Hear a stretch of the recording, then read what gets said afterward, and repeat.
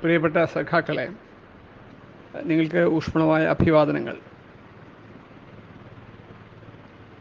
CITU രൂപം കൊണ്ടിട്ട് 54 വർഷമാവുകയാണ്. 1970 May മാസം 30 അവസാനിച്ച CITUവിൻ്റെ സ്ഥാപക സമ്മേളനം അന്ന് മുന്നോട്ട് വച്ച ലക്ഷ്യങ്ങളിൽ ഏതെല്ലാം നിറവേറ്റാനായി, അക്കാര്യത്തിൽ ഇനി എന്തെല്ലാം ചെയ്യേണ്ടതുണ്ട് എന്നൊക്കെ ആലോചിക്കേണ്ട ഒരു ഘട്ടമാണ് ഈ സ്ഥാപക ദിനം. 1970 വെറുതെ അങ്ങനെ രൂപം കൊണ്ട ഒന്നല്ല CITU. 1920 രൂപം കൊണ്ട AITUC അതിൻ്റെ ദീർഘകാല പ്രവർത്തനത്തിന് നടുക്ക് അതിൻ്റെ ലക്ഷ്യങ്ങളിൽ നിന്ന് വ്യതിചലിക്കുന്നു എന്ന് ബോധ്യമായ ഒരു സാഹചര്യത്തിൽ AITUCയുടെ തന്നെ നേതാക്കന്മാരായ ഒരു വിഭാഗം ആളുകൾ ഇനിയും AITUCയിൽ തുടർന്നാൽ അത് ഇന്ത്യയിലെ തൊഴിലാളി വർഗ പ്രസ്ഥാനത്തെ പുറകോട്ട് നയിക്കുകയുള്ളൂ എന്നും അത് ഉടമവർഗത്തിൻ്റെ അനുബന്ധമാക്കി തൊഴിലാളികളെ മാറ്റി തീർക്കുകയേ ഉള്ളൂ എന്നും ബോധ്യപ്പെട്ട ഒരു സാഹചര്യത്തിലാണ് AITUCയുടെ മിലിറ്റൻ്റ് ഒരു സമരോത്സുക സ്വഭാവം, വർഗ സമീപനം അതിന് നഷ്ടപ്പെട്ടിരിക്കുന്നു എന്ന തോന്നലാണ്. അതൊരു യാഥാർത്ഥ്യമാണ് എന്ന് ബോധ്യപ്പെട്ടതോടെ AITUCയുടെ തന്നെ സമുന്നത സ്ഥാനങ്ങൾ വഹിച്ചിരുന്ന നേതാക്കന്മാർ AITUCയോട് വിട പറഞ്ഞ് 1970 പുതിയ ഒരു സംഘടനയ്ക്ക് രൂപം കൊടുത്തത്. അന്ന് യഥാർത്ഥത്തിൽ സംഭവിച്ചത് രണ്ടാവലല്ല, ഉണ്ടാവലാണ്. ഒരു ട്രേഡ് യൂണിയനായി പ്രവർത്തിക്കാൻ അനുവദിക്കാതിരുന്നാൽ, അതിൻ്റെ ജനാധിപത്യ സ്വഭാവം അതിന് പൂർണ്ണമായും നഷ്ടപ്പെട്ടാൽ, സ്വാഭാവികമായും അത് ക്രമേണ അത് ഒരു വലിയ ജീർണതയെ അഭിമുഖീകരിക്കുകയും അത് സാമ്പ്രദായിക കൺവെൻഷണൽ ട്രേഡ് യൂണിയനുകളെപ്പോലെ സാമ്പത്തിക മാത്രവാദികളായി അധപ്പതിക്കുകയും ചെയ്യും എന്ന ബോധ്യമാണ് ഇത്തരമൊരു തീരുമാനത്തിലേക്ക് AITUCയുടെ തന്നെ നേതാക്കളായിരുന്ന ഒരു വിഭാഗം ആളുകളെ കൊണ്ടുചെന്നെത്തിച്ചത്. സാധാരണ പറയാറുള്ള ഒരു കാര്യം, CITU എന്നത് CPIMൻ്റെ ട്രേഡ് യൂണിയൻ സംഘടനയും AITUC എന്നത് CPI എന്ന പാർട്ടിയുടെ ട്രേഡ് യൂണിയൻ സംഘടനയും ആണ് എന്ന നിലക്കാണ് നമ്മുടെ നാട്ടിലെ പൊതുജനങ്ങൾ പൊതുവെ അതിനെ നോക്കിക്കാണാറ്. പക്ഷെ യഥാർത്ഥത്തിൽ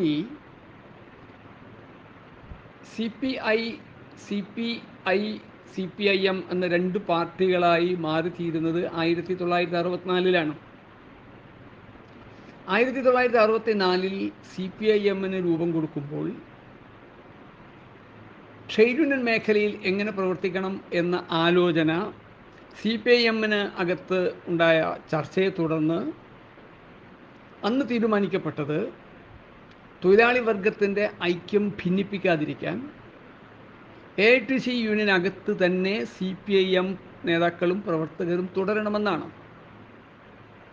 ദീർഘകാലം 1964 മുതൽ 70 വരെയുള്ള 6 വർഷക്കാലം AITUCക്ക് അകത്ത് നിന്നുകൊണ്ട് അതിനെ ഒരു യഥാർത്ഥ സമരോത്സുക സംഘടനയാക്കി മാറ്റാൻ, അതിൻ്റെ വർഗസമര സ്വഭാവം വീണ്ടെടുക്കാൻ ഉള്ള പരിശ്രമങ്ങൾ വീണ്ടും വണ്ണം നടത്തിയിട്ട് അത് ഫലിക്കുന്നില്ല എന്ന് കണ്ട സാഹചര്യത്തിൽ, അത് തീർത്തും വഞ്ചനാപരമായ വർഗസഹകരണ നയത്തിലേക്കാണ് നീങ്ങിക്കൊണ്ടിരിക്കുന്നത് എന്ന് കണ്ട സാഹചര്യത്തിലാണ് CITUവിന് രൂപം കൊടുക്കുന്നത്.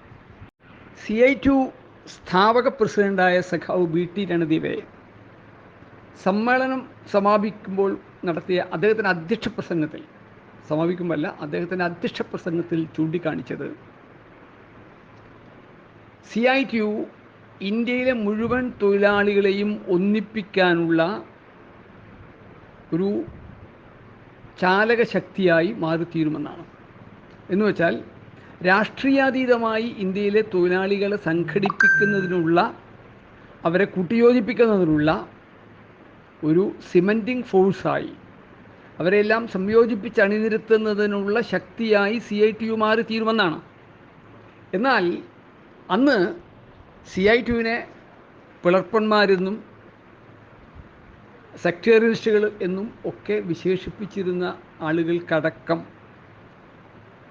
സഖാവ് രണദിവെ അന്ന് പറഞ്ഞ കാര്യത്തിൽ അതിൻ്റെ ശരിമയെ അംഗീകരിക്കേണ്ടി വന്നു. എന്ന് വെച്ചാൽ എല്ലാ തൊഴിലാളികളുടെയും ഒന്നിച്ചുള്ള ഐക്യമെന്ന് സഖാവ് രണദിവെ പറഞ്ഞത് കോൺഫെഡറേഷൻ ഓഫ് ട്രേഡ് യൂണിയൻസ് എന്നാണ്. എല്ലാ ട്രേഡ് യൂണിയനുകളിലും തമ്മിലുള്ള ഐക്യം എന്ന CITU സ്ഥാപക നേതാവ് BT രണദിവെയുടെ സ്വപ്നം ഇന്ന് സാക്ഷാത്കരിക്കപ്പെട്ടിരിക്കുന്നു എന്നതാണ് വസ്തുത. യഥാർത്ഥത്തിൽ CITU രൂപം കൊണ്ടിട്ടില്ലായിരുന്നു എന്ന് കരുതുക. എന്താണ് സംഭവിക്കുക?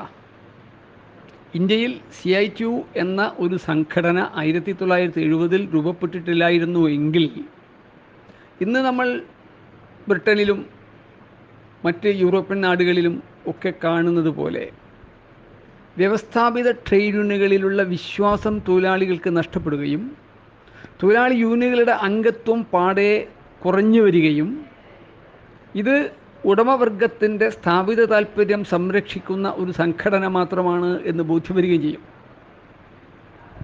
അങ്ങനെ വരുമ്പോൾ തീർച്ചയായും ഇന്ത്യയിലെ തൊഴിലാളി പ്രസ്ഥാനത്തിന് അത് വലിയ പരിക്കുകളാണ് ഏൽപ്പിച്ചിരിക്കുക. എന്നാൽ പുതിയ ഒരു സംഘടന രൂപം കൊണ്ടതിന് ശേഷം CITU ഒറ്റയ്ക്ക് നിൽക്കാനല്ല, പരമാവധി പേരെ കൂട്ടിച്ചേർത്തുകൊണ്ട്, പരമാവധി സംഘടനകളെ കൂട്ടിച്ചേർത്തുകൊണ്ട് പൊതു പ്രസ്ഥാനങ്ങളിൽ ഐക്യപ്പെടാനാണ് ശ്രമം നടത്തിയത്.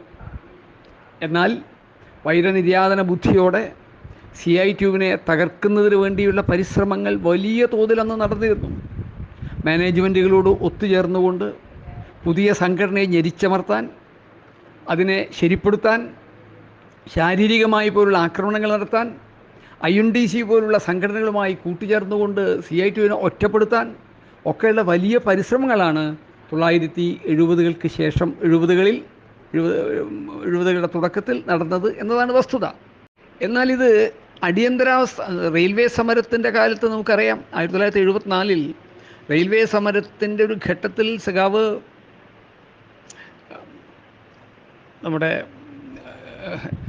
AITCയുടെ നേതാവ് ഡാങ്കെ നടത്തിയ വഞ്ചനാപരമായ നീക്കങ്ങൾ, അങ്ങനെ ഒരു ഘട്ടത്തിൽ സമരം പിൻവലിക്കേണ്ടി വന്നത്. ആ റെയിൽവേ സമരം പിൻവലിക്കും എന്ന ഘട്ടം വന്നപ്പോൾ റെയിൽവേക്ക് പുറമെ കേന്ദ്ര ഗവൺമെൻറ് ജീവനക്കാർ പണിമുടക്കിൽ അണിയേർന്നത്. അങ്ങനെ ഒട്ടനവധി സമരങ്ങളിൽ മാനേജ്മെൻറ്റുകളുടെയും ഗവൺമെൻറ്റുകൾക്കും ഒപ്പമാണ് തങ്ങൾ എന്ന് തെളിയിച്ച ഒരു പാരമ്പര്യം, ഒരു പശ്ചാത്തലം സഖാവ് ഡാങ്കെ നയിച്ച AITCക്കകത്തുണ്ടായിരുന്നു. മാത്രവുമല്ല, AITCക്കകത്തുള്ള ജനാധിപത്യപരമായ പ്രവർത്തനത്തെ ഇടങ്കോലിടുകയായിരുന്നു. കമ്മിറ്റികൾ വിളിച്ചു ചേർക്കുന്നതിൽ, സാധാരണ അംഗങ്ങളെ അതിൽ അണിയേർക്കുന്നതിൽ ഒക്കെ ശ്രദ്ധിക്കുന്നതിന് പകരം തീരുമാനങ്ങൾ എടുക്കുന്നതിൽ ഏറ്റവും സാധാരണ അംഗത്തെ പോലും പങ്കെടുപ്പിക്കുക എന്നതാണ് ട്രേഡ് യൂണിയൻ ജനാധിപത്യം എന്നതുകൊണ്ട് ഉദ്ദേശിക്കുന്നത്. എന്നാൽ ചില നേതാക്കന്മാരുടെ ഉദ്ദേശ ലക്ഷ്യങ്ങൾക്കനുസരിച്ച്, അവരുടെ താല്പര്യങ്ങൾക്കനുസരിച്ച് കാര്യങ്ങൾ നടത്തി പോകുന്നു എന്നതായിരുന്നു അന്നത്തെ AITCയുടെ പ്രവർത്തന രീതി. അത് വളർന്ന് 1974 റെയിൽവേ സമരത്തിൽ വഞ്ചനാപരമായ നിലപാടെടുത്തതും 1975 ഇന്ത്യയിലെ ഭരണാധികാരികൾ ഒരു ഫാസിസ്റ്റിക് പ്രവണതയോടെ, ഏകാധിപത്യ പ്രവണതയോടെ അടിയന്തരാവസ്ഥ അടിച്ചേൽപ്പിച്ചപ്പോൾ ആ അടിയന്തരാവസ്ഥക്ക് പിന്തുണയ്ക്കുന്നതിലേക്ക് AITCയെയും CPIയെയും നയിച്ച ഒരു സാഹചര്യം കൂടി വന്നപ്പോൾ സ്വാഭാവികമായും തൊഴിലാളികൾക്ക് കുറേ കൂടി ബോധ്യമായി ഈ CITU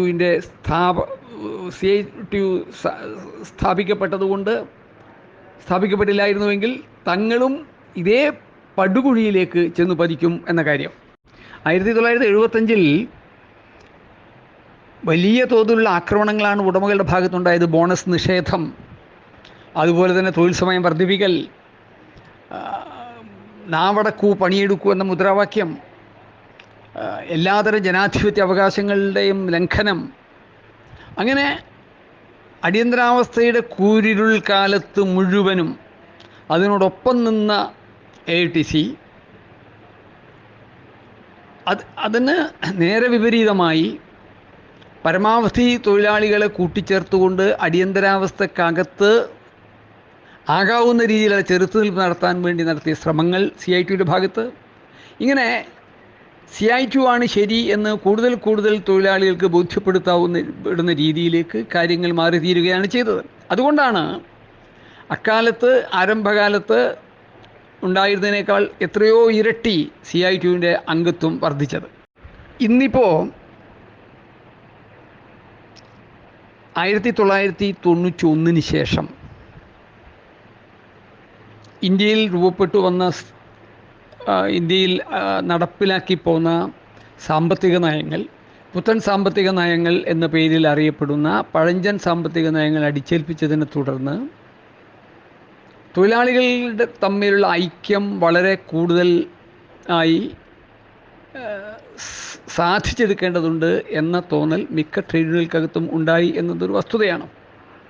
എന്നാൽ 1970കളിൽ CITU രൂപം കൊണ്ട ഘട്ടത്തിൽ അതിനെ തകർക്കാൻ വേണ്ടി INTCയോടൊപ്പം ശ്രമം നടത്തിയെങ്കിലും അതിനൊന്നും കൂസാതെ ഗവൺമെൻറ്റിൻ്റെയും മാനേജ്മെൻറ്റുകളുടെയും വ്യവസ്ഥാപിത യൂണിയനുകളായ AITCയുടെയും INTCയുടെയും ഒക്കെ ആക്രമണങ്ങൾ നേരിട്ടുകൊണ്ട് അവയുടെ ദുഷ്പ്രചാരണങ്ങളെ അതിജീവിച്ചുകൊണ്ട് CITU യോജിച്ച പ്രക്ഷോഭത്തിന് വലിയ ശ്രമങ്ങൾ നടത്തി. അതിൻ്റെ ഭാഗമായാണ് 1981 വലിയ കർഷക പ്രക്ഷോഭം ഇന്ത്യയിലുണ്ടായപ്പോൾ കർഷകരുടെ ഉൽപ്പന്നങ്ങൾക്ക് ന്യായവില കിട്ടണം എന്ന ഡിമാൻഡ് ഉയർത്തി പോരാടിയപ്പോൾ അതിനോട് ഐക്യപ്പെട്ടുകൊണ്ട് നാഷണൽ ക്യാമ്പയിൻ കമ്മിറ്റിയുടെ ആഭിമുഖ്യത്തിൽ CITU കർഷകരുടെ ഡിമാൻഡുകൾ ഉയർത്തിക്കൊണ്ട്, കർഷകരുടെ മാത്രമല്ല ഇന്ത്യയിലെ മുഴുവൻ ജനവിഭാഗങ്ങളുടെയും ഡിമാൻഡുകൾ ഉയർത്തിക്കൊണ്ടുള്ള ഒരു പണിമുടക്കത്തിന് മുന്നിട്ടിറങ്ങിയത്. 1982 ജനുവരി 19 CITU കിട്ടാവുന്ന മറ്റ് സംഘടനകളെ കൂടെ അണിനിരത്തിക്കൊണ്ട് നടത്തിയ സമരത്തിൻ്റെ പ്രധാനപ്പെട്ട മുദ്രാവാക്യം, ഒന്നാമത്തെ മുദ്രാവാക്യം വിലക്കയറ്റം തടയുക എന്നുള്ളതായിരുന്നു. രണ്ടാമത്തെ മുദ്രാവാക്യം കർഷകരുടെ ഉൽപ്പന്നങ്ങൾക്ക് ന്യായവില കിട്ടുക എന്നുള്ളതായിരുന്നു. മൂന്നാമത്തെ ഡിമാൻഡ് കർഷക തൊഴിലാളികൾക്ക് മിനിമം കൂലി കിട്ടുക എന്നുള്ളതായിരുന്നു. നാലാമത്തെ ഡിമാൻഡ് തൊഴിലില്ലാത്ത ചെറുപ്പക്കാർക്ക് തൊഴിലില്ലായ്മ വേതനം അനുവദിക്കുക എന്നുള്ളതായിരുന്നു. ഇങ്ങനെ ഇന്ത്യയിലെ മുഴുവൻ ജനങ്ങളുടെയും ഡിമാൻഡുകൾ ഏറ്റെടുത്ത് പ്രക്ഷോഭരംഗത്ത് അണിനിരക്കാൻ പരമാവധി വിപുലമായ ഐക്യം സംഘടിപ്പിച്ചുകൊണ്ട് 1982 ജനുവരി 19 പണിമുടക്കിലേക്ക് CITU എത്തുകയാണ്. അതുവരെ ഇത്തരമൊരു ഡിമാൻഡ് ഉയർത്തിക്കൊണ്ട് കർഷകരുടെ ഡിമാൻഡ്, മുഴുവൻ ജനങ്ങളുടെയും ഡിമാൻഡുകൾ ഉയർത്തിക്കൊണ്ടുള്ള പ്രക്ഷോഭങ്ങൾ ഇന്ത്യയിൽ നടന്നിട്ടില്ലെന്ന് പറയാം. 1908 തിലകനെ അറസ്റ്റ് ചെയ്ത് 6 വർഷത്തേക്ക് തടവിലിട്ടപ്പോൾ ബോംബെയിലെ തൊഴിലാളികൾ, അന്ന് അത് AITCയുടെ രൂപീകരണത്തിന് മുമ്പാണ്, 1908 ബോംബെയിലെ തൊഴിലാളികൾ 6 വർഷം തിലകനെ ശിക്ഷിച്ചുവെങ്കിൽ 6 ദിവസം പ്രതീകാത്മകമായി പണിമുടക്കി. ആ പണിമുടക്കി വന്ന മഹാനായ ലെനിൻ പറഞ്ഞത് ഇന്ത്യയിലെ തൊഴിലാളികൾക്ക് പ്രായപൂർത്തിയെത്തിയിരിക്കുന്നു എന്നാണ്. സ്വന്തം സാമ്പത്തിക ലാഭങ്ങൾക്കപ്പുറം പൊതു രാഷ്ട്രീയ കാര്യങ്ങൾക്ക് വേണ്ടി ഇടപെടുന്നു. ആ ഇടപെടൽ ശേഷി, തൊഴിലാളി വർഗത്തിൻ്റെ ഇടപെടൽ ശേഷിയാണ് അത് തെളിയിക്കുന്നത് എന്നുള്ളതുകൊണ്ടാണ് ലെനിൻ ഇന്ത്യൻ തൊഴിലാളികൾക്ക് പ്രായപൂർത്തിയെത്തിയെന്ന് പറയുന്നത്. അതേ രീതിയിൽ ആലോചിക്കുമ്പം 1982 ജനുവരി 19 പണിമുടക്കം ഇന്ത്യൻ തൊഴിലാളികൾക്ക് പ്രായപൂർത്തിയെത്തിയിരിക്കുന്നു എന്ന് ഒരിക്കൽ കൂടെ തെളിയിച്ച ഒരു പ്രക്ഷോഭമായിരുന്നു. അതിനുശേഷം നിരന്തരമായ പ്രക്ഷോഭങ്ങൾ ഇന്ത്യയിലെ പൊതുമേഖലാ സ്ഥാപനങ്ങളിലും സ്വകാര്യ സ്ഥാപനങ്ങളുമായിട്ട് CITUവിന് നടത്തേണ്ടി വന്നിട്ടുണ്ട്. വലിയ തോതിലുള്ള ഉടമകളുടെയും ഗവൺമെൻറ്റിൻ്റെയും ആക്രമണങ്ങൾ നടന്നിട്ടുണ്ട്. 1977 ജനതാ ഗവൺമെൻറ് കാലത്ത് നടന്ന ഇൻഡസ്ട്രിയൽ റിലേഷൻസ് ബില്ലിനെതിരെയുള്ള പ്രക്ഷോഭം, അതിനൊക്കത്തൊക്കെ പരമാവധി തൊഴിലാളികൾ അണിനിരത്തിക്കൊണ്ടുള്ള വലിയ പ്രക്ഷോഭമാണ് അന്ന് CITU അഴിച്ചുവിട്ടത്. ഈ പല സ്ഥാപനങ്ങളിലെയും AITC യൂണിയനുകളുമായി നേരിട്ട് ഏറ്റുമുട്ടേണ്ട ഗതി വന്നിട്ടുണ്ട്. കാരണം പലയിടങ്ങളിലും ഉണ്ടാക്കുന്ന കരാറുകൾ, തൊഴിലാളി വിരുദ്ധ കരാറുകൾ, അത് സമരം ചെയ്ത് CITUവിന് തിരുത്തി കുറിക്കേണ്ടി വന്നിട്ടുണ്ട് പല പൊതുമേഖലാ സ്ഥാപനങ്ങളിലും. അതിനു പുറമെ ഇത്തരം 2 നയ സമീപനങ്ങൾ തമ്മിലുള്ള ഏറ്റുമുട്ടലുകളിൽ തൊഴിലാളികൾക്ക് ബോധ്യം വന്നൊരു കാര്യം, CITU ആണ് ശരിയായ ലൈനിൽ പോകുന്നത് എന്നാണ്. എന്നാൽ നേരത്തെ പറഞ്ഞ പോലെ 1991 ഈ പുതിയ സാമ്പത്തിക നയങ്ങൾ കൂടി ഇന്ത്യക്ക് മേൽ അടിച്ചേൽപ്പിക്കപ്പെട്ടപ്പം തൊഴിലാളികളുടെ ഉത്തരവാദിത്വം ഒന്നുകൂടി കൂടി. 1991 ജൂൺ മാസത്തിൽ പ്രഖ്യാപിക്കപ്പെട്ട നയങ്ങൾക്കെതിരെ 5 മാസമാകുമ്പോഴേക്കും പരമാവധി വിപുലമായ ഐക്യനിര കെട്ടിപ്പടുത്തുകൊണ്ട് ഒരു വലിയ പ്രക്ഷോഭത്തിന് CITU നേതൃത്വം കൊടുത്തു. 1991 ജൂണിലാണ് ഈ പ്രഖ്യാപനങ്ങൾ വരുന്നത്. എല്ലാം പുതുക്കുകയാണ്. സാമ്പത്തിക നയം പുതുക്കുന്നു, വ്യവസായ നയം പുതുക്കുന്നു, വിദ്യാഭ്യാസ നയം പുതുക്കുന്നു, എല്ലാ നയങ്ങളും പുതുക്കുകയാണ്. എല്ലാം തിരിച്ചിടാനുള്ള ശ്രമമാണ്. അത്തരമൊരു ഘട്ടത്തിൽ അതിനെ ചെറുത്തുകൊണ്ട് പരമാവധി വിപുലമായ ഒരു ഐക്യസമരം 1991 നവംബർ 29 നടക്കുകയാണ്. ആ നവംബർ 29 പണിമുടക്കത്തിൽ പങ്കുചേരാത്തൊരു വലിയ വിഭാഗം ആളുകൾ പുറത്തുണ്ടായിരുന്നു. എന്നാൽ അവരിൽ പലരും തൊട്ടടുത്ത 92 ജൂൺ മാസം 16 നടന്ന രണ്ടാമത്തെ അഖിലേന്ത്യാ പ്രക്ഷോഭമായപ്പം എല്ലാവരും അതുവരെ പണിമുടക്കിൽ നിന്ന് ഒഴിഞ്ഞു നിന്നിരുന്നവർ, നമ്മുടെ FACTയിലെ എഞ്ചിനീയർമാർ പൊള്ളുന്ന ടാറിൽ നട്ടുച്ച വെയിലത്ത് ഉച്ചക്ക് പ്രക്ഷോഭം നടത്തി. കാരണം FACT പൂട്ടാൻ പോകുന്നു, കൊച്ചിൻ കപ്പൽശാല പൂട്ടാൻ പോകുന്നു. അങ്ങനെ എല്ലാം അടച്ചുപൂട്ടാനുള്ള ശ്രമത്തിനെതിരെ സമരം നടത്തിക്കൊണ്ടല്ലാതെ മുന്നോട്ട് പോകാനാവില്ല എന്ന് ബോധ്യപ്പെട്ട ഒരു വലിയ വിഭാഗം ആളുകൾ ജൂൺ 16 പണിമുടക്കിൽ 92 ജൂൺ 16 പണിമുടക്കിൽ അണിയിരിക്കുകയാണ്. അതിൽ forum four scientist engineers and technocrats faucet പോലുള്ള സംഘടനകൾ ആ പ്രക്ഷോഭത്തിൽ ജൂൺ 16 പണിമുടക്കിൽ അണിയരാണ്. എന്ന് വെച്ചാൽ ഇന്ത്യയിലെ തൊഴിലാളികളുടെ പ്രക്ഷോഭ നിര പെരുകയാണ്. അപ്പോൾ അന്താരാഷ്ട്ര തലത്തിൽ നടന്നുകൊണ്ടിരിക്കുന്ന കാര്യം എന്താണ്? ലോകത്തെങ്ങും സോവിയറ്റ് യൂണിയൻ്റെ തകർച്ചയ്ക്ക് ശേഷം അന്താളിച്ച് നിന്ന് പോവുകയാണ് തൊഴിലാളികൾ. അത് ഇടതുപക്ഷ ട്രേഡ് യൂണിയനുകൾ മാത്രമല്ല, കമ്മ്യൂണിസ്റ്റുകാർ മാത്രമല്ല, യാഥാസ്ഥിക ട്രേഡ് യൂണിയനുകൾ, കമ്മ്യൂണിസ്റ്റുകാർക്ക് അംഗത്വം കൊടുക്കാൻ പാടില്ല എന്ന് ഭരണഘടനയിൽ എഴുതി വെച്ച സംഘടനകൾ പോലും അവർക്ക് ബോധ്യമാവുകയാണ്. എന്ത്? ഇത് വലിയ തിരിച്ചടി, ഉടമകളുടെ ഭാഗത്തു നിന്നുള്ള കടന്നാക്രമണങ്ങൾ, കൂലി വെട്ടിച്ചുരുക്കൽ, പ്ലാന്റുകൾ തെക്ക് കിഴക്കേഷ്യൻ രാജ്യങ്ങളിലേക്ക് പൊരിച്ചു നടൽ, അങ്ങനെ തങ്ങളുടെ സ്ഥിതി അപകടത്തിലാണ് എന്ന് മൊത്തം തൊഴിലാളികൾക്ക് ലോകത്ത് ബോധ്യമാവുന്നൊരു ഘട്ടമാണ് 1992. അങ്ങനെ വരുമ്പോൾ 92 ജൂൺ 16 പ്രക്ഷോഭം കൂടി കഴിഞ്ഞപ്പോൾ തൽക്കത്തോറ സ്റ്റേഡിയത്തിൽ വീണ്ടും ഈ ട്രേഡ് യൂണിയനുകളുടെ വ്യത്യസ്ത കൊടിയടയാളങ്ങളുള്ള, വ്യത്യസ്ത രാഷ്ട്രീയ അഭിപ്രായങ്ങളുള്ള ട്രേഡ് യൂണിയനുകൾ, അതിൽ AITC ഉണ്ട്, HMS ഉണ്ട്, BMS ഉണ്ട്, INTC ഉണ്ട്, അങ്ങനെ എല്ലാ ട്രേഡ് യൂണിയനുകളെയും കൂട്ടിയോജിപ്പിക്കാനുള്ള വലിയ ശ്രമം നടത്തിയതിൻ്റെ ഭാഗമായി 92 ജൂൺ 16 സമരത്തിൻ്റെ വിജയത്തിന് ശേഷം തൽക്കത്തോറ സ്റ്റേഡിയത്തിൽ യോഗം ചേർന്ന് കൂടുതൽ വിപുലമായ ഒരു സമര പ്രസ്ഥാനത്തിന് അവിടെ തീരുമാനിക്കുകയാണ്. അത് 92 നവംബർ 25 ഇന്ത്യൻ പാർലമെൻറ്റിന് മുമ്പിലേക്ക് ദശലക്ഷക്കണക്കിന് ആളുകൾ അണിനിരത്തിക്കൊണ്ട് വലിയ പ്രകടനം. ലോകത്താകെ തൊഴിലാളി യൂണിയനിൽ അന്താളിച്ച് നിൽക്കുകയാണ്. World federation of trade unions അതിൻ്റെ മുഖപത്രം പുറത്തിറക്കാൻ പോലും കഴിയുന്നില്ല. അതിൻ്റെ പ്രാഗിലുള്ള ഓഫീസ് അടച്ചുപൂട്ടേണ്ടി വന്നു. അങ്ങനെ അങ്ങേയറ്റം ലോകത്തുള്ള തൊഴിലാളികൾ മുഴുവൻ വലിയ ചെറുത്തുനിൽപ്പുകൾ നടത്താൻ കഴിയാതെ ആകെ അന്താളിച്ച് നിൽക്കുന്ന സമയത്താണ് ഇന്ത്യയിലെ തൊഴിലാളികൾ ദശലക്ഷക്കണക്കിന് ആളുകൾ ഒന്നിച്ച് ഇന്ത്യൻ പാർലമെൻറ്റിന് മുമ്പിലേക്ക് മാർച്ച് ചെയ്തുകൊണ്ട് പുതിയ സാമ്പത്തിക നയങ്ങളെയും പുതിയ വ്യവസായ നയത്തെയും പുതിയ ആരോഗ്യ നയത്തെയും അതുപോലെ എല്ലാ നയങ്ങളും പുതുക്കിയതിനെതിരെ ഈ നിയോ ലിബറൽ നയങ്ങൾക്കെതിരെയുള്ള പ്രക്ഷോഭത്തിന് 92 നവംബർ 25 തീരുമാനിക്കുന്നത്. 92 നവംബർ 25 പ്രഖ്യാപനം വന്ന ഉടനെ ഏതാനും ദിവസം കഴിഞ്ഞപ്പോഴേക്ക് പത്രങ്ങളുടെ പിന്താളുകളിൽ ഒരു ചെറിയ അറിയിപ്പ് വന്നു. സന്യാസിമാർ യോഗം ചേർന്ന് കർസേവയുടെ തീയതി നിശ്ചയിക്കും. നോക്കൂ, ഇന്ത്യയിലെ തൊഴിലാളികളാകെ ജാതി മതാതീതമായി, കക്ഷി രാഷ്ട്രീയാതീതമായി, ഭാഷാഭേദങ്ങൾ മറന്നുകൊണ്ട് തൊഴിലാളി ഒരു വർഗമെന്ന നിലയ്ക്ക് ഒന്നിക്കുകയാണ്. കൊടിയടയാളങ്ങൾ മറന്നുകൊണ്ട്, മുദ്രാവാക്യങ്ങൾ മറന്നുകൊണ്ട് ഒറ്റ മുദ്രാവാക്യം: ഈ നയങ്ങൾ തിരുത്തണം. ഏതാ നയം? നയങ്ങൾ ലോകത്താകെ അടിച്ചേൽപ്പിച്ചുകൊണ്ടിരിക്കുന്ന നവലിബറൽ നയങ്ങളാണ്. ആ നവലിബറൽ നയങ്ങൾക്കെതിരെ പോരാടാനുള്ള ഏക ശക്തി, ആ ഏക വിമോചന നായക ശക്തി തൊഴിലാളി വർഗമാണ് എന്ന ബോധ്യപ്പെടലിലേക്ക് കൂടി അത് ഇന്ത്യയിലെ തൊഴിലാളികളെ ആകെ നയിച്ചു. അങ്ങനെയാണ്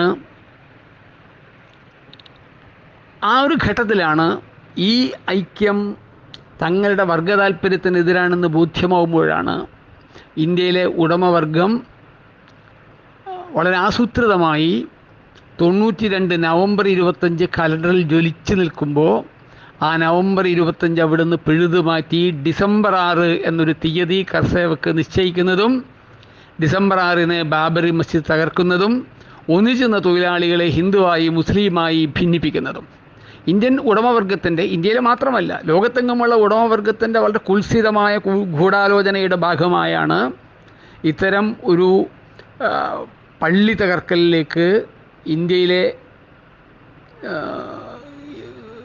ഹിന്ദുത്വ ശക്തികൾക്ക് കഴിഞ്ഞത്. അപ്പോൾ ഏതാനും മതഭ്രാന്തരായ ഹിന്ദുക്കൾ ഓടിക്കയറി പൊളിച്ചതല്ല ബാബറി മസ്ജിദ്.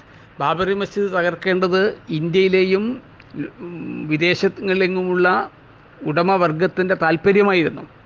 അതുവഴി ഇന്ത്യയിൽ കെട്ടിപ്പടുക്കപ്പെട്ട തൊഴിലാളികളുടെ ഐക്യനിര തകർക്കാനാവും എന്നവർക്കറിയാം. അതാണ് സംഭവിച്ചത്. ഒന്നിച്ചെന്ന തൊഴിലാളികൾ 92 ഡിസംബർ 6-ന് ബാബറി മസ്ജിദ് തകർക്കപ്പെട്ടതിന് ശേഷം ഹിന്ദുവായി മുസ്ലിമായി പരസ്പരം കത്തിയോങ്ങിയ കാര്യം നമുക്കറിയാം പലയിടങ്ങളിലും. എന്നാൽ പിന്നീട് 93 ഡിസംബർ മാസം നടന്ന പ്രക്ഷോഭത്തിൽ ഡിമാൻഡുകൾ മാറുകയാണ്. പുതിയ സാമ്പത്തിക നയങ്ങൾക്കും വർഗീയതക്കുമെതിരെ എന്ന മുദ്രാവാക്യം ഉയർത്തുകയാണ്. വർഗീയത തൊഴിലാളികളെ തമ്മിൽ ഭിന്നിപ്പിക്കുന്നതിന് വേണ്ടിയുള്ള വലിയ ശക്തിയായി മാറും എന്ന ബോധ്യത്തിൻ്റെ അടിസ്ഥാനത്തിലാണ് ബാബറി മസ്ജിദ് തകർത്തതിൻ്റെ പശ്ചാത്തലത്തിൽ പിന്നീട് നടന്ന പണിമുടക്കിൽ പുതിയ സാമ്പത്തിക നയങ്ങൾക്കും വർഗീയതക്കുമെതിരെ എന്ന മുദ്രാവാക്യം ഉയരുന്നത്. അതിനുശേഷം നിരന്തരമായ പ്രക്ഷോഭങ്ങളാണ് ഇന്ത്യയിലെ തൊഴിലാളികൾക്ക് ഏറ്റെടുക്കേണ്ടി വന്നത്. അത് ഇന്ത്യയിൽ മാത്രമല്ല, ലോകത്തെങ്ങുമുള്ള തൊഴിലാളികൾക്ക് 90-കൾക്ക് ശേഷം നേരിടേണ്ടി വന്ന വലിയ ആക്രമണങ്ങൾ എന്ന് വെച്ചാൽ മുതലാളിത്തത്തിന് അക്രാമക മുതലാളിത്തം അതിൻ്റെ എല്ലാ ഹിംസാത്മകതയും പുറത്തെടുത്തുകൊണ്ട് തൊഴിലാളികൾക്ക് മേലെ ജോലിഭാരം അടിച്ചേൽപ്പിക്കുകയും അതേപോലെ തന്നെ അവർക്ക് നേരത്തെ അനുവദിച്ചു പോന്നിരുന്ന അവരുടെ അവകാശങ്ങൾ ഓരോന്നും നിഷേധിച്ചുകൊണ്ടും അവരുടെ സാമ്പത്തിക ആനുകൂല്യങ്ങളും അതുപോലുള്ള മറ്റ് വ്യവസ്ഥകളും മുഴുവൻ ലംഘിച്ചുകൊണ്ടും പ്ലാന്റുകൾ അടച്ചുപൂട്ടിക്കൊണ്ടും അവ ചുരുങ്ങിയ കൂലിക്ക് ആളെ കിട്ടുന്ന സ്ഥലങ്ങളിലേക്ക് പൊരിച്ചു നട്ടുകൊണ്ടും ഇങ്ങനെ ഒരു തേരുരുൾ പായിക്കുന്നൊരു സാഹചര്യത്തിലാണ് കമ്മ്യൂണിസ്റ്റുകാർക്ക് അംഗത്വം കൊടുക്കുകയില്ല എന്ന് ഭരണഘടനയിൽ എഴുതി വച്ചിരുന്ന AFL-CIO പോലുള്ള അമേരിക്കൻ ഫെഡറേഷൻ ഓഫ് ലേബർ പോലുള്ള സംഘടനകൾ ഇനിയെന്ത് എന്ന് അന്താളിച്ച് നിന്നുകൊണ്ട് വേൾഡ് ഫെഡറേഷൻ ഓഫ് ട്രേഡ് യൂണിയനുമായി ആലോചിക്കുന്നത്. 1995 ശേഷം ലോകത്താകെ ഒന്നിച്ച് മെയ് ദിനാചരണം നടത്താൻ അവർ കൂടി തയ്യാറാവുകയാണ്. അതുവരെ world federation of trade unions എന്ന ഒരു സ്ഥാപനം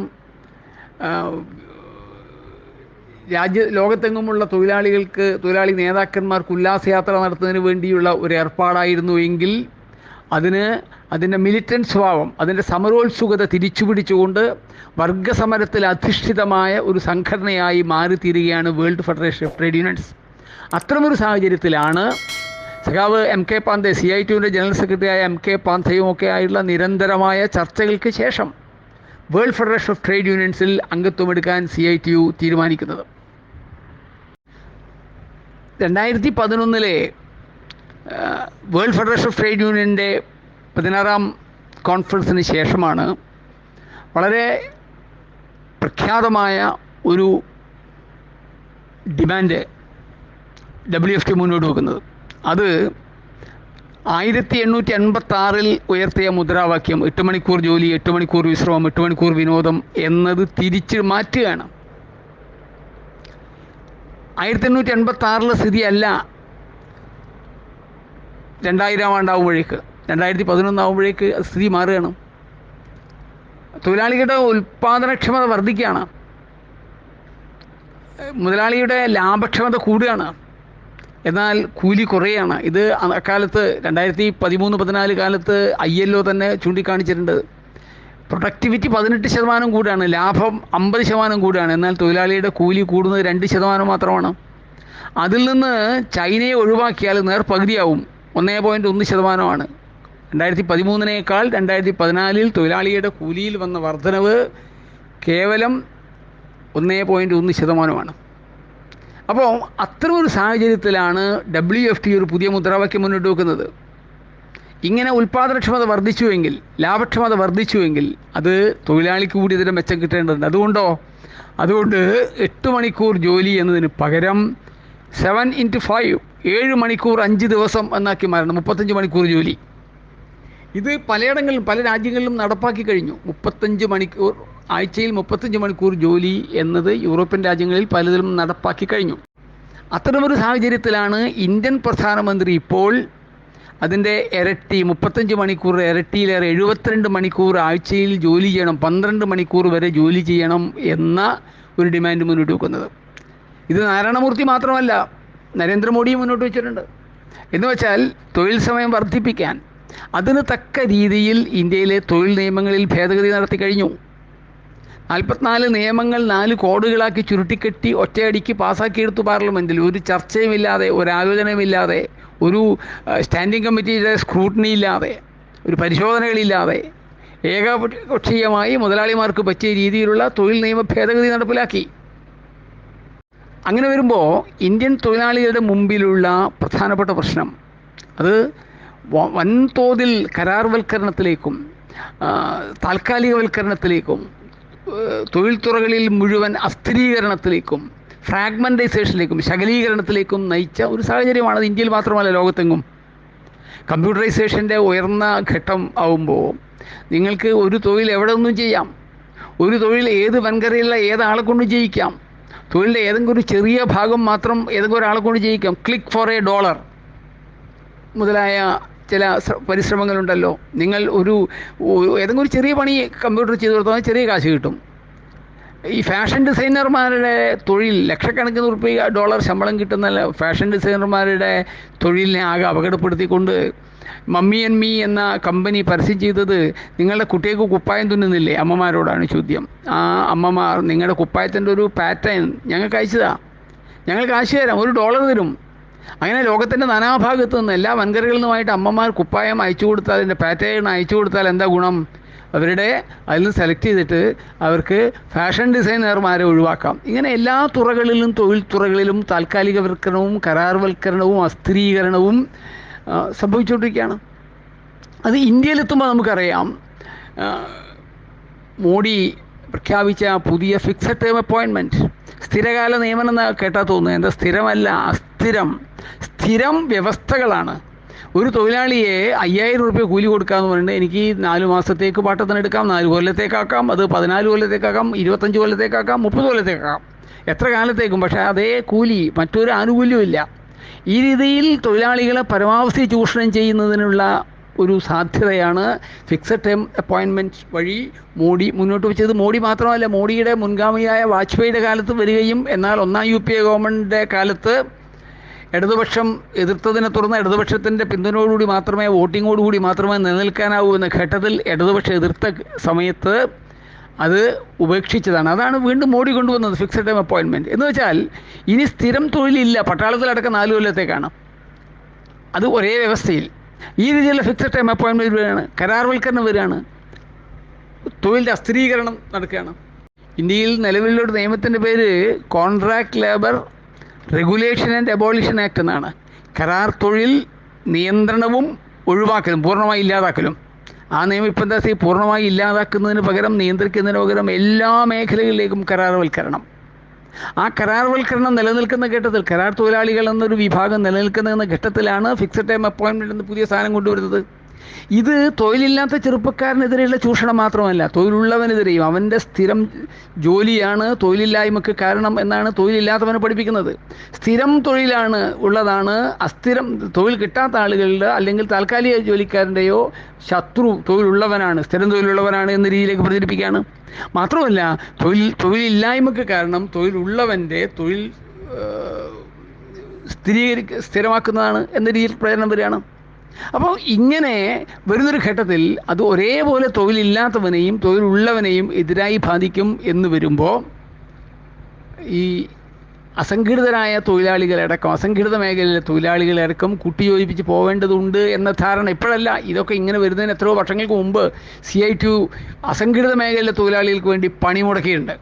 അതിൻ്റെ മേലെയാണ് കേരളത്തിലെ അസംഘടിത മേഖലയിലെ തൊഴിലാളികൾക്കുള്ള ക്ഷേമ പദ്ധതികൾ ദേശീയ തലത്തിലേക്ക് ഇന്ത്യ ഒട്ടുക്കും നടപ്പിലാക്കുന്നതിന് വേണ്ടിയുള്ള ശ്രമങ്ങൾ നടത്തിയത്. ഞാൻ പറഞ്ഞു വരുന്നത്, നിരന്തരമായ പ്രക്ഷോഭങ്ങളിലൂടെ അല്ലാതെ മുന്നോട്ട് പോകാനാവാത്തൊരു സാഹചര്യമാണ് ഇന്ന് ഇന്ത്യയിൽ നിലനിൽക്കുന്നത്. ILOവിൻ്റെ എല്ലാ കൺവെൻഷനുകളും ലംഘിക്കുകയാണ്. സംഘടിക്കാനും സമരം ചെയ്യാനുള്ള അവകാശങ്ങൾ, നിങ്ങൾ സമരം ചെയ്താൽ നോക്കൂ, ഏത് സമരം നടത്തണമെങ്കിലും നിങ്ങൾ നോട്ടീസ് കൊടുക്കണം. ആ നോട്ടീസ് കൊടുത്താൽ, നോട്ടീസ് കിട്ടിയ അന്ന് മുതൽ ചർച്ചകൾ ആരംഭിച്ചതായി കണക്കാക്കണം. ചർച്ചകൾ ആരംഭിച്ചാൽ നിങ്ങൾക്ക് സമരം ചെയ്യാൻ പാടില്ല. നിങ്ങൾ സമരം ചെയ്താൽ നിങ്ങൾ ജയിലിലിടാം. നിങ്ങൾ സമരത്തിന് സഹായിച്ചാൽ അയാളെ പിഴയിടാക്കാം. ഈ രീതിയിലാണ് നിയമങ്ങൾ. ആ ഇന്ത്യൻ പാർലമെൻറ്റ് പാസ്സാക്കി കഴിഞ്ഞ നിയമങ്ങൾ ഇത്രയേറെ തൊഴിലാളി വിരുദ്ധമാണ്. ഇങ്ങനെ തൊഴിലാളി വിരുദ്ധമായ നിയമങ്ങൾ പാസ്സാക്കുന്നതോടൊപ്പം കർഷക വിരുദ്ധമായ നിയമങ്ങൾ 3 കർഷക നിയമങ്ങൾ പാസ്സാക്കിയല്ലോ. തൊഴിലാളി നിയമം പാസ്സാക്കുന്നത് എന്തിനാണ്? ഈസ് ഓഫ് ഡൂയിങ് ബിസിനസ്സിനാണ്. ബിസിനസ് സുസാധ്യമാക്കുന്നതിന് വേണ്ടി വിദേശത്തുള്ള മുതലാളിമാർ ഇന്ത്യയിലേക്ക് കടന്നു വരണമെങ്കിൽ അവർക്ക് ഇവിടെ ട്രേഡ് യൂണിയൻ്റെ ഇടാകൂടങ്ങൾ പാടില്ല. അതിൻ്റെ ഇടങ്ങേറ് ഒഴിവാക്കണം. തൊഴിലാളി യൂണിയനുകളുടെ ഇടങ്ങേറ് ഒഴിവാക്കുന്നതിന് വേണ്ടിയാണ് തൊഴിൽ നിയമങ്ങൾ. അങ്ങനെ ഈസ് ഓഫ് ഡൂയിങ് ബിസിനസ്സിന് വേണ്ടിയാണ് തൊഴിൽ നിയമ ഭേദഗതി. ഇതേപോലെ വേൾഡ് ബാങ്കിൻ്റെ മറ്റൊരു ഇൻഡെക്സാണ് അനാബിളിംഗ് ബിസിനസ് ഇൻ അഗ്രികൾച്ചർ, കൃഷിയിൽ ബിസിനസ് സുസാധ്യമാക്കൽ. അതിനു വേണ്ടിയുള്ള നിയമനിർമ്മാണമാണ് 3 കർഷക നിയമങ്ങൾ പാസ്സാക്കിയത്. ആ കർഷക നിയമങ്ങൾ എത്ര ജനാധിപത്യ വിരുദ്ധമായാണ് ഇന്ത്യൻ പാർലമെൻറ്റിൽ പാസ്സാക്കിയത് നമുക്കറിയാം.